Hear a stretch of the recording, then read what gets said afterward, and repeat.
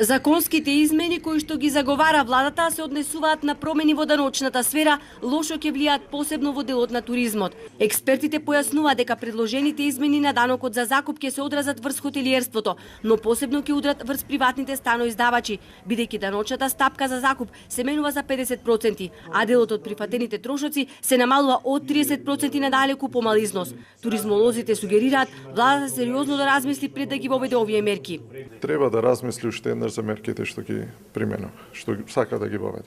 Тоа ќе биде удар за приватните станоиздавачи кои што се во голем обем, посебно во југозападниот плански регион. Не е само тоа, него еве сега и нели се воведе и се најави нова даночна реформа со напуштање на системот на равен данок. Сите тие реформи на известен начин ќе го оттежнат работењето на фирмите. Проблемот со даноците е горлив, велат стопанствениците за целиот бизнис сектор. Затоа побаравме од владата, велат, даночните реформи да се одложат за 5 години. Од Стопанската комора на Македонија пак сугерираат да се смени постојниот модел на субвенционирање, доколку сакаме ефектите од субвенционирањето уште повеќе да се почувствуваат.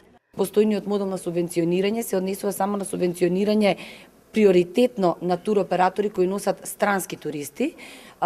Особено како Стопанска комора на Македонија долг период наназад се залагаме да се менува овој модел на субвенционирање и субвенционирањето особено да го почувствуваат угостителите. Субвенционирањето кое се воведе во 2010 година е една од најдобрите мерки кои го зајакна македонскиот туризам, но факт е дека овој модел треба да се менува, а за тоа треба да се направи сеопфатна анализа и истражување, велат од Стопанската комора на Македонија.